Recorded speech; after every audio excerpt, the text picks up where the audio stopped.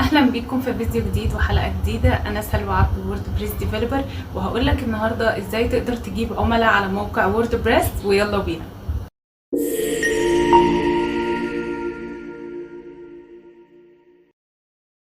ازاي تخلي الموقع بتاعك على ووردبريس يجيب عملاء اكتر؟ اول حاجه عندنا السرعه، تاني حاجه الظهور في جوجل او الاي سي او، تالت حاجه التواصل المباشر بيساوي ليد سريع. يعني التواصل المباشر سواء بواتساب أو لايف شات أو حتى فورم العميل يسجل فيه، كل ده بيساوي عندك ليد سريع. رابع حاجة الثقة، والثقة دي هنجيبها ازاي؟ هنجيبها بتستمونيال، سواء فيديوهات سواء سكرينات من عملاء، من آراء العملاء اللي كاتبينها لنا، وهنوفرها بالسكيورتي. اوكي، أول حاجة عندنا في السرعة بتساوي عندنا مبيعات أسرع. يعني كل ما الموقع بتاعنا بقى سريع، كل ما العميل هيكون شغال عليه، بيقلب فيه، بيشوف البرودكت بتاعتك، بيشوف اللاند بتاعتك من غير ما يخرج. عشان ايه؟ عشان الموقع شغال معاه سريع. في ناس وده الطبيعي، اي حد فينا لو الموقع ما اشتغلش معاه على طول هيخرج، مش هيستناه ان هو يحمل. فانا خرجت من الموقع عشان هو بطيء من غير ما اعرف اصلا هو كان فيه ايه، فبالتالي يعني انتوا كده خسرتوا عملاء. عشان ايه؟ عشان الموقع بتاعكم مش بطيء، مش سريع. اوكي، عندنا اضافات تقدر ان هي تخلي الموقع سريع.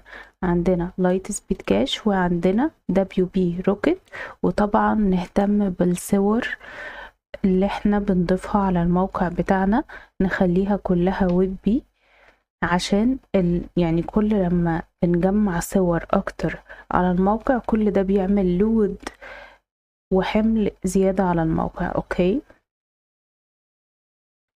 عندنا تاني حاجة ان احنا نظهر قدام العملاء. طيب هنظهر قدام العملاء ازاي؟ عندنا حلين نظهر بيهم قدام العملاء. اول حاجة ان احنا نعمل اعلانات، تاني حاجة الاي سي او. طيب هل الاي سي او ده بيجيب لنا عملاء من غير ما نعمل اعلانات؟ طبعا الاي سي او في ناس اوريدي شغاله اي سي او، اوكي، لكن في بلجن بتساعدنا ان احنا يكون عندنا الاي سي او بتاعنا كويس، وان احنا نظهر للعملاء. عندنا رانك ماس، وعندنا يوست اي سي او. اوكي، والاي سي او ده بيخلينا نظهر قدام الناس. عندنا بقى التواصل المباشر، قلنا ان هو بيساوي ليد اسرع. طيب ازاي؟ انا لو دخلت موقع ولقيت فيه الحاجة اللي انا عايزاها، او لقيت عليه عرض هايل، لقيت عليه يعني حاجة مناسباني انا هجيبها، او اقتنعت منكم ان انا هجيب البرودكت ده. طيب انا في الاخر انا بقى عايزة قبل ما اشتري البرودكت ده اتواصل مع حد، اتواصل مع الدعم، اتواصل، اسأل عن حاجة معينة، اسأل عن حاجة معينة انا مش لاقيه لها اجابة. اوكي، فهعمل ايه؟ انا دلوقتي بدور على حاجة اتواصل بيها مع الناس دي، اللي هم اللي عندهم البرودكت او عندهم السيرفيس اللي انا عايزاها. ما لقيتش حاجة اتواصل بيها معاهم، ما لقيتش واتساب، ما لقيتش شات، ما لقيتش فورم، وما لقيتش اي حاجة. انا ما قداميش غير ان انا اشتري، ما عنديش اي وسيلة تواصل مع اي حد. طيب هل ده صح؟ لا طبعا، طبعا مش صح. ليه؟ لان انا مقررة ان انا هشتري بس لما استفسر عن حاجة معينة، واتأكد ان البرودكت ده مناسبني، واتأكد ان السيرفيس دي يعني السيرفيس دي مناسبة معايا. فانا دلوقتي يعني انا كنت ناوية ان انا اشتري، بس لما ما لقيتش اي وسيلة تواصل، انا يستحيل اشتري وانا في اسئلة بتتردد في دماغي انا عايزة اعرف اجابتها قبل ما اشتري. فبالتالي لا، انا كده مش هشتري. لكن لما نوفر للعميل تواصل مباشر، اي حاجة ممكن تخطر على باله، اي سؤال، اي حاجة يقدر ان هو يبعتها لنا، او يسأل عليها، او يستفسر عليها، خلاص هو عارف اجابات اسئلته، غالبا هيشتري. اوكي، اضافات زي WP Forms وكليك تو شات. الاضافات دي بتحول العميل ان هو يبقى ليد او يبقى عميل اصلا، بتحول الزائر ان هو يبقى عميل. انا مش شرط ان انا ادخل على اي موقع عايزه اشتري، لكن لو دخلت ولقيت حاجه عجبتني ولقيت في شات او في اي وسيله تواصل تقدر ان هي تجاوب على اسئلتي، انا هشتري. مش هشتري ليه؟ ما هي الحاجه مناسباني. اوكي، فبتحول الزائر الطبيعي لعميل وبتجيب لنا ليد. اوكي، الثقة. طيب الثقة دي، انا لو ما عنديش ثقة في الموقع ده، او شايفة ان هو براند مش افضل حاجة، شايفة ان الموقع انا شاكة فيه، غالبا كده بنشوف لاندات وبنشوف اعلانات احنا بنكون شاكين فيها، حتى لو المنتج ده انا عايزاه او محتاجاه، او السيرفيس دي انا حرفيا محتاجاها جدا، انا يستحيل اروح اشتري ومفيش ثقة ما بيني وما بين ما بين الناس اللي عندهم المنتج او السيرفيس، او ما بيني وما بين الموقع، مفيش ثقة ما بيني وما بين الموقع. طيب هنجيب الثقة دي ازاي؟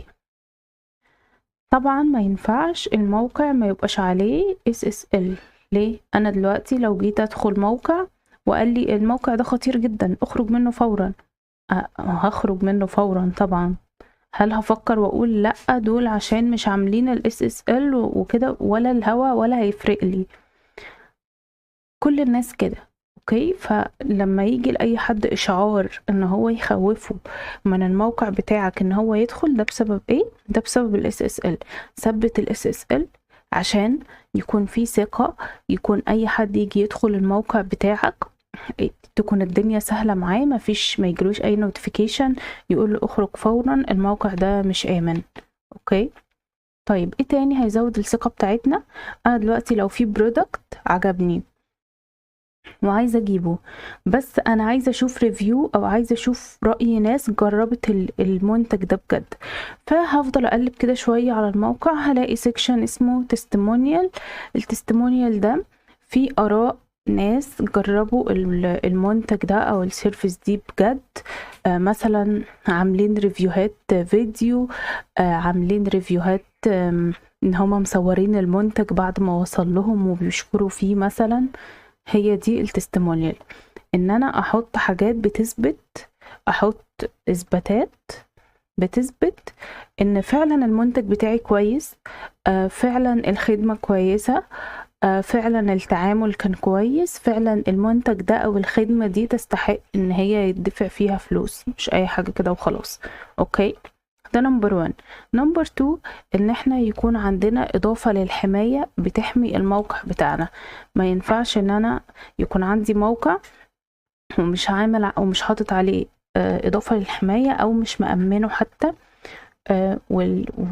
ويجي اي حد يحط عليه اي يعني مثلا هو يحصل له هاكر او يسرق بيانات العملاء، او يبعت للعملاء اي حاجة، اي هبل باسم الموقع بتاعك، فبالتالي ايه اللي هيحصل؟ انا كده مفيش ثقة ما بيني وما بين الموقع ده تاني، فانا مش هدخله ومش هحط فيه بياناتي، مش هحط فيه بيانات الفيزا، مش هحط فيه عنواني، مش هحط فيه اي حاجة خالص، ولا هاجي عندهم تاني. اوكي، فلازم الموقع يكون متأمن حلو عليه SSL، ولازم يكون فيه تستمونيال حقيقية.